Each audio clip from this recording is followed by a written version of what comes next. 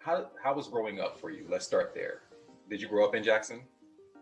So I didn't grow up in Jackson, but I grew up in a small town called Canton, Mississippi. It's like 30 minutes outside of Jackson. So you could maybe say I grew up in Jackson, but a little poverty-stricken town, you know, one high school, one elementary, one middle school. And, you know, of course, all the white people went to their private schools. We literally had 0% Caucasian. So, you know, education system wasn't that great. So I grew up not knowing a lot of things and not being able to look up to a lot of people. Like I didn't know the lawyers, the doctors, and people like that. The only thing I knew was, you know, the hustlers in the streets and, you know, people of that nature. So I knew in my life, like I wanted better because, you know, you would see on TV, honestly, when you're from the ghetto, you don't know you're poor, you know? Yeah, that's real. You go around other people or you actually see it on TV and I'm thinking like, this is, you know, is this real? You know, it can't be this way because I'm living this way. But, you know, growing up, I come to realize like, hey,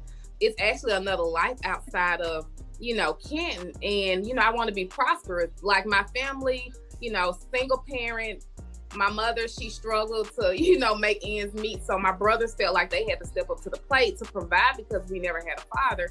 And they were into like drugs and, you know, the robbing and, you know, just anything you can think of just to get fast money because that's all I knew. And, right. You know, I ended up having two brothers to, you know, one got killed from violence, one car accident. And I just didn't want that for my family. Like I wanted to provide better for them, to give them a better solution, somebody to look up to. Like even now I have nieces that, you know, they look up to me. They say, TT, you know, I'm so proud of you. Like I want to be like you when I grow up. And I feel like if, you know, if my nieces are saying this to me, then I did my job. So I don't know. I mean, that's a great foundation. I mean, that's a great place to really start at because you left that environment and you went to college. Yeah. And I forgot. Look, I can go on and on. Like, he didn't go on.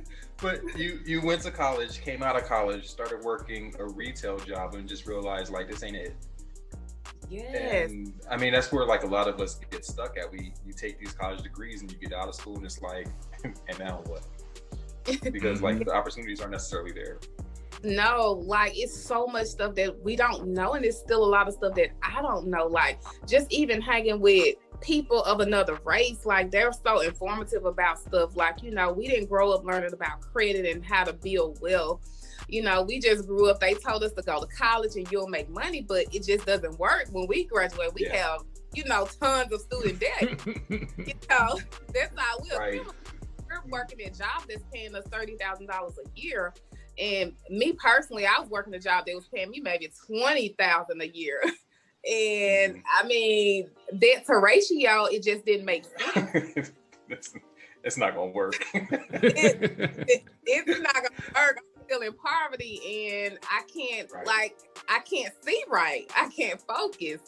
So it was just one of those things where I knew I just had to do better for myself. Like I'm sitting here and I'm making Office Depot, you know, you're getting $30,000 and $40,000 a day and I'm sitting here making maybe $50 a day. Yeah. And I was like, no, this can't be my life. So, you know, instead of making them rich, you know, let me just invest in myself. Like I saved up the little pecans that they paid me. Shout out to Office but a little check that I worked 2 weeks for. But saved up enough money, invested in hair. It was just one of those things, like I was covered with the blood and God favored me. So it instantly took off. And I always tell people like, you know, I'm an introvert. So I'm one of those type of people as well. Like I come from this, you know, Ken. Like, you know, I told you guys about Ken and nothing ever goes right for me. So it's like, you know, you want to get into this business. Everybody's in it and it's really like a hobby. But for me, you know, it was like make it or break it. And, you know, invested in hair. It was a snowball effect. Like I would be at Target, that would be my meeting point. And I would have like a line of people just wrapped around my car, like all through the parking lot, just getting hair. And I'm slinging bundles out the window like, here you go, Nick.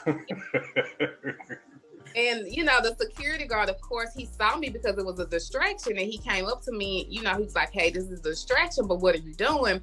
And I told him, he was like, girl, this is great. Like, imagine if you had a storefront, like, you know, if these customers are meeting you here, get you a storefront, baby. Like, it seems like you're making the money, so do it. I went out on a limb and I did it. And ever since then, it's been, you know, peaches and roses. Peaches and roses. What was the moment that you said, it's hair for me? Like, this is the thing.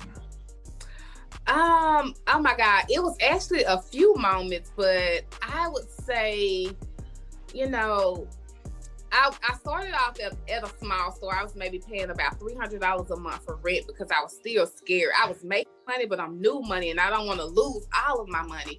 And I went and I got the campus card with the universities that are, you know, located in Mississippi. I was the first one to get the campus cards to take the virgin hair. I moved into a bigger store, and I guess I would say my wow moment was, again, like opening this big storefront, and it was literally people wrapped around a building out to the street. And I was like, you know, you're on to something. Like, it was hundreds of people from anything that I do. That's why I say I'm favored by God. Anything I do, it's like, it just goes. Like, even with the vending machines, we got into the vending machines with North Park Mall. Everybody joked about it, laughed about it, you know, because our people, we're harder on each other than we are on any other race. So anything that's out of the box, we don't necessarily look at it like it's genius. We look at it like, oh, girl, you're going to fail, or, you know, it's laughable. But at that moment, you know, I was discouraged a little bit. I went ahead and proceeded with it. And with the vending machines, we opened up the mall. Like, they had to call in extra reinforcements, like the security guards. You know, of course, it's a white mall, and they had never seen it before. So the guy sitting there, his face is super red, and I'm like, oh my God, he's about to put me out this mall. Like, you know, I'm super scared because the store owners, they're, you know, complaining like, oh my God, there's too many people. They're blocking my stores. And it was just so much that was going on. But then he called me in his office and he was like, hey, you know, how much money did you make? You know, first, you know, people are nosy. But he went on to say, hey, I recorded you and I sent it to my CFO, and they want to give you the opportunity to put your vending machines in all of the malls we have across the United States. And I was like, okay. So it was, you know, it's those wow moments. Yeah. Because harder. I was watching it on the show and I said, in my mind, I was like, oh, that's a genius idea. How did you come up with that? I mean, did you just dream that, like, I need to put this hair in these vending machines? What happened? Honestly, I'm gonna be honest, my husband actually came up, he's brilliant as well. I knew I liked him. Oh, he's a good guy. He's really a good guy. One thing I can respect about him is he gives me more knowledge than anything. Like, he's not gonna give me a dime when it comes to anything, but he will give me all of his knowledge. And it was just wanting to service the customers and just fill a demand, because I was having people at that time calling me 2 or 3 o'clock in the morning, and I want to do excellent customer service because we always get a bad rep for, that's a black-owned business, you know, bad customer service. And I didn't want to be that. So, you know, he was like, look, you're going to either get out of my house or, you know, because you're not going to be answering the phone at 2 or 3 o'clock in the morning. Like, who's getting their hair done at that time? And I'm like, yeah, you're right. So, you know, he kind of threw out the idea, went with it, and it worked. You know, and it's crazy because we find ourselves as entrepreneurs not giving ourselves a work-life balance. Right. And it's you have to literally bust your ass until you're successful enough to take a break. Yes. And that's it's the mentality that we fall into. So when you go to your marriage and your husband sees that in you and is there supporting that, what did that feel like for you, knowing that you had that support system behind you while you're pushing for your goals in this way? I was still a little hesitant because he did give me knowledge, but a lot of times he didn't believe in what I was doing. So it was like I had that support system, but I didn't have it. So, you know, it was, I mean, it was all hands on deck. Like, I couldn't fail. Like, I couldn't let failure enter my mind ever, because I don't really know if, I have that backbone to depend on. Only thing I know is I have myself, and I just have to go hard for myself. That's real. Did you ever have any fear about doing this? Because if you think about it, like, I know a lot of us, before we have an idea, we have this whole, like, we go through all of these like insecurities about it, but it seems like you just kind of said, I'm about to do this, I'm about to do this, and boom, it just kind of happens. Did you ever have any moments where you were like, I don't know about this one? Man, every day I had a moment like, I don't think that this is gonna work, or either I had somebody in my ear telling me why it's not gonna work. But at the end of the day, I couldn't let that deter me from what the bigger picture was, because I knew in my mind, like, I know my drive, I know my hustle, and I mean, I'm already at ground zero, so what do I have to lose? What did I have to lose?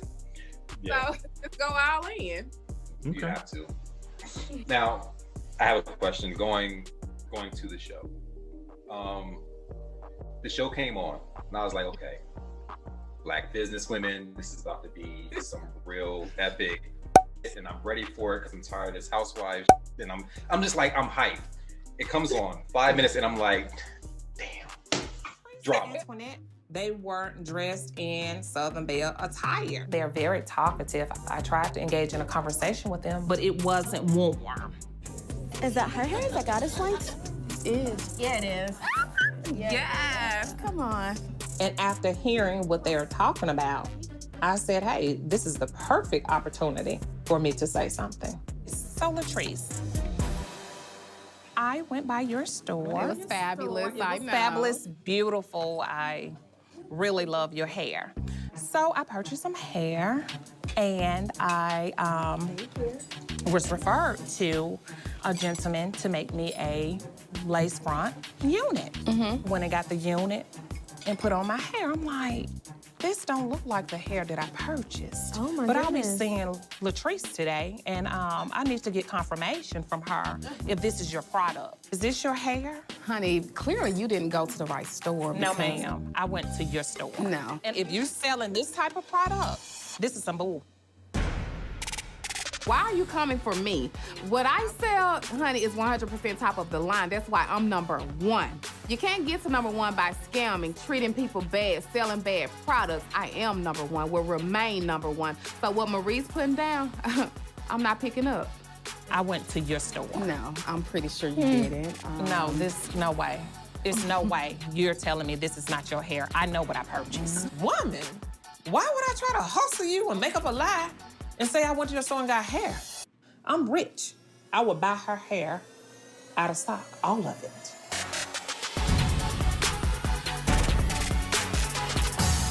Like, why is she attacking this woman at the brunch table y'all just met? Like, how did that? This is your initial meeting of her, correct? Yes. So yes. First time meeting, like you step into this field and it's like, this is going to be amazing, and just like, pow, here we go. Like, I reacted for you from my side, and What was your reaction? my reaction was, who the hell is this woman, and why are you coming at me? Like, I just met you. Drink your mimosa and be quiet. That was my reaction. What, you know what I was thinking? I was like, why would you, if you felt so strongly about this hair, why you put it in your hair and wear it to the event? I was like, that didn't.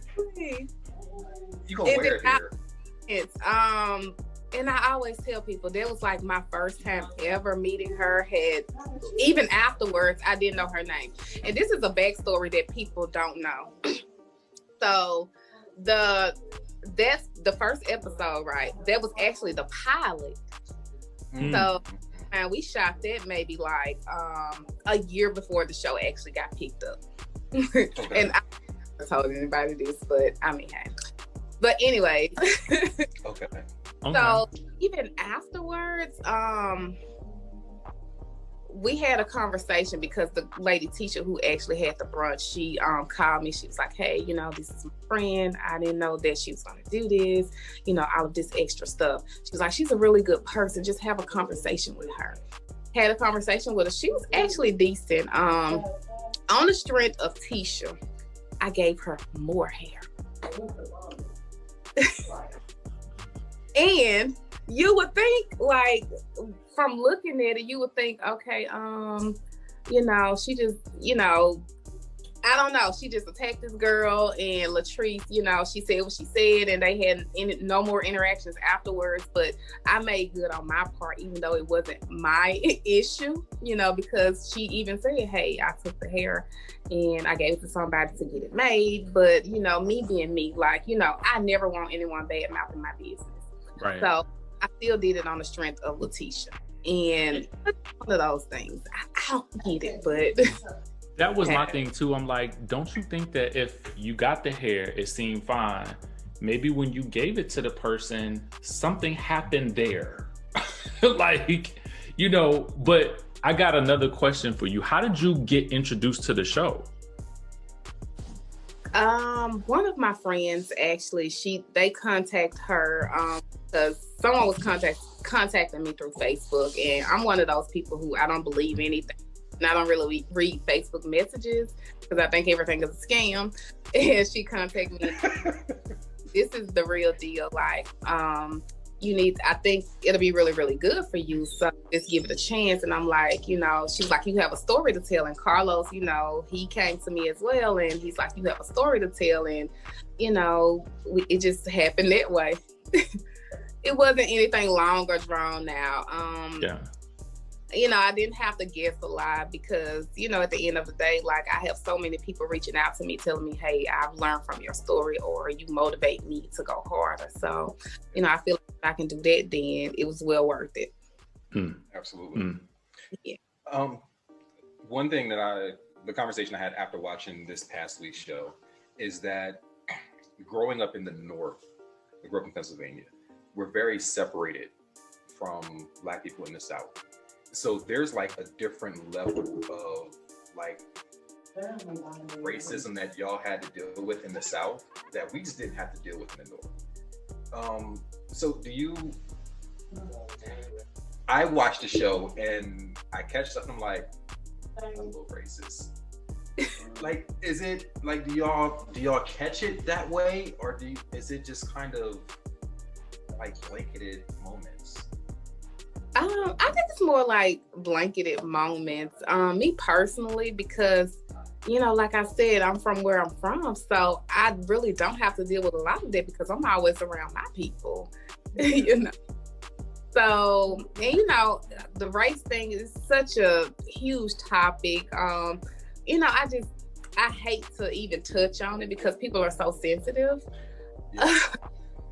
It's just one of those things. But for the most part, I feel like every state has racism. Some is just hidden more than the others.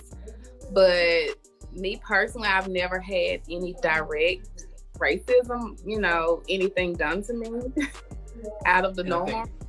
I think that's the thing. Like when you're in the North, you think Mississippi, Louisiana, Alabama is like, no, like ain't no Black folks down there. If they are, like, we're not dealing with. It's like the mindset is different. And again, that's why I say it's like it's so separated.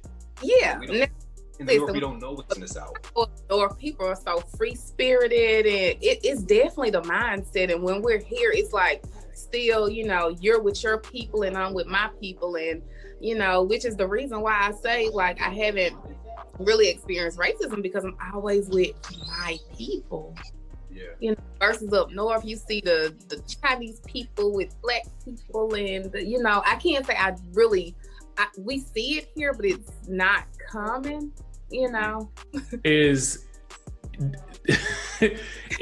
often weird, I think, and maybe not weird is a good word, but I think it's always interesting to see a married couple or a couple on a reality TV show, and you have experiences on the reality TV show, like when you and Cliff had that argument at dinner. Oh, God. When you have those moments, when you guys have those moments where you disagree, or even where he had, something to say about the twins, when you guys watch it back, what is that like?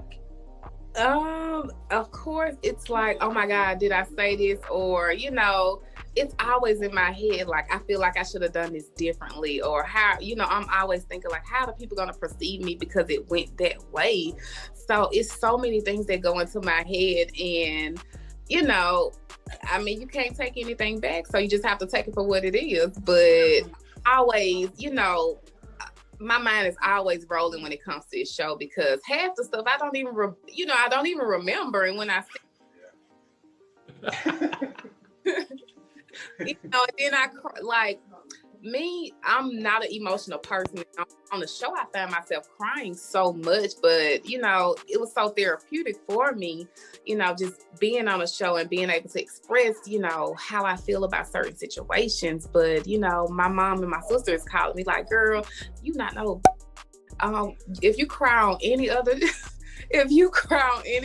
episode, like, we got an issue. So it's a lot seeing it, because we see so yeah, thanks for support. We appreciate it. Like, stop crying. Yeah. Just stop. So going into this, and again, because reality TV has been out for so long, what are some of the things you said, I'm absolutely not doing in front of these cameras? For one, crying was one. I did not want to. That didn't work. Yeah.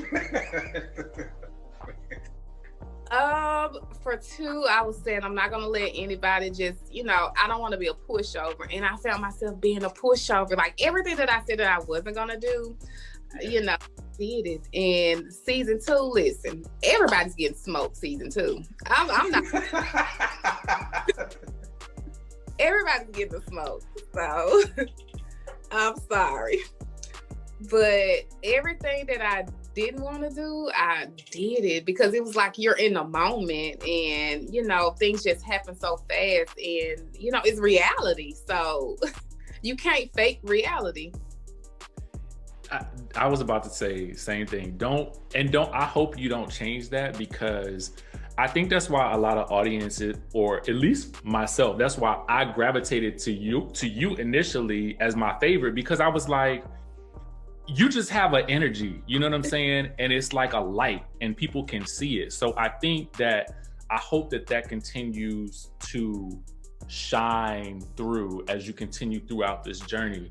Do you have anything coming up in the upcoming episodes that you feel like you kind of nervous about, or you hope, or you can't wait for people to see?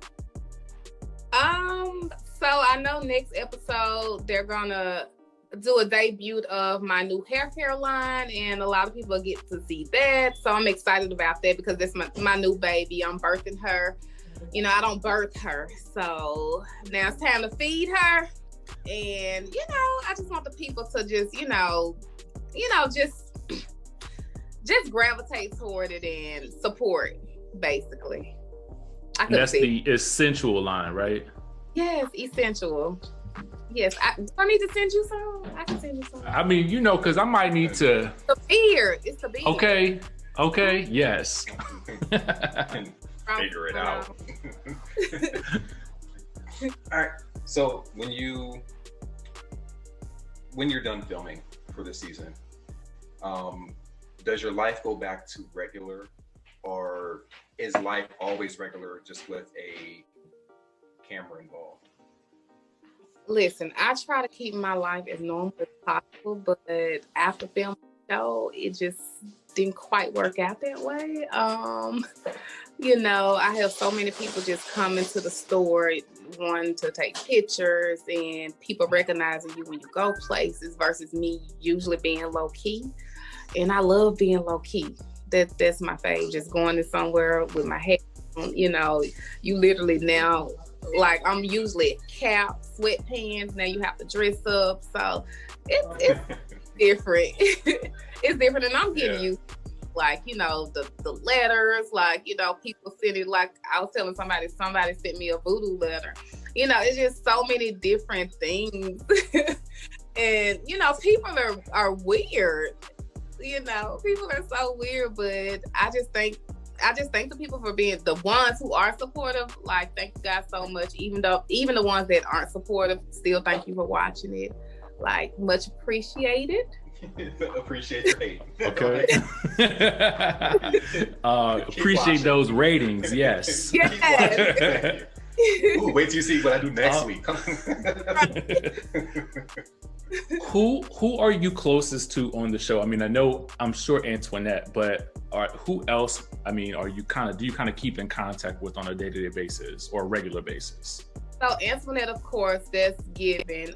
Tambra, she's really sweet. A lot of people think that Tambra's real animated, but she's been like that in years. She's been like that since I've known her.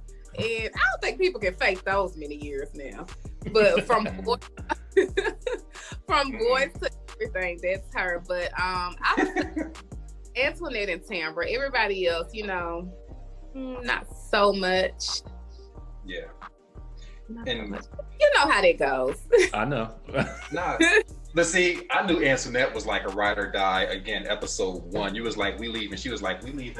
I was like, that's how you walk out of a brunch. Yes. We came here for the mimosas and that's it. Said, y'all have a good brunch. We out. Right. And there was no question. There wasn't no, wait, girl, we ain't eat yet. Nothing. She was like, we out. So Yes, she took a little friend with her. I was like, that's loyalty right there. Yeah, she's solid. I love her. That's my little party buddy right there. Like, she's super conservative and I love that about her, but then she has this other side, this fun side, and that's the side. Yeah. Do you plan on starting new businesses with anyone from the cast? No. Due to the show? No. Okay. Look, quick, no. No. No. But they're all girls.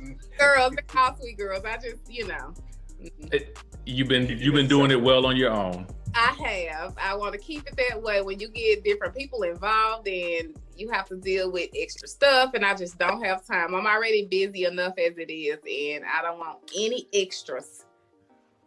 That's also what I wanted to ask you, because while you may not be in business with any of the ladies, there is your husband to contend with. How is that process of working together? I was trying to leave that alone. I want to know. The husbands are off. No. Listen, when he first, because he's an older man and he's stuck in his ways. So the way he does business and the way that I do business is completely different, because he's used to working with his hands and, he's a country boy, basically fixing cars and all of that stuff. And I'm not. Like, I can work Instagram, I call it MoneyGram. I can work Instagram and put up cute pictures and, make money that way. And we butted heads a lot on it because he didn't quite understand. He doesn't understand the social media world. Gotcha. And lucrative it is. People are so visible, and I just had to sit him down and tell him, hey, this is my business. Either I can buy you back out, give you your money back, or you sit here and you let me take over, because I know what I'm doing. Like, if I built this business, you think I can't build this business? I thank you for your input, but I got this. I got it. And he calmed down a little. He calmed down. He still have his days where, he's questioning certain things that I have going on, but I just have to reassure him, I have my check, I can write you out. So don't start. The check is right there. Right. Calm it back down. That's really He's awesome. He's my favorite guy on the show. I show a lot of guys on the show, but yeah, he's my favorite as well. Great answer. All right. So I think my last question is, the hair industry, for people that want to get involved in it, is super overwhelming. And they really, if you want to get into like the merchant aspect, you just really don't know where to start. How hard was it for you to get footing in that industry, to be able to grow to where you're at now? Honestly, when you first start off in any business, if it's not popular, people don't take you serious. So I had to demand my respect. you know, I had to develop and get a great product that's undeniable.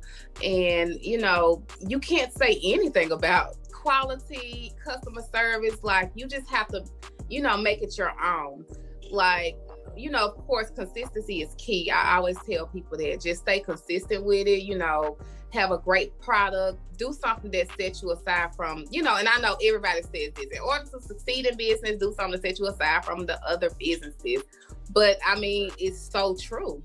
You know, that's so true. Like with the vending machine, you know, I feel like that was, you know, my little side, that's my little side boo that set me apart from other hair companies, because, you know, I won awards with that. Like I got so much recognition, and, you know, it's just one of those things, you know, consistency and great products, and of course, something that sets you aside. Nice. Very nice.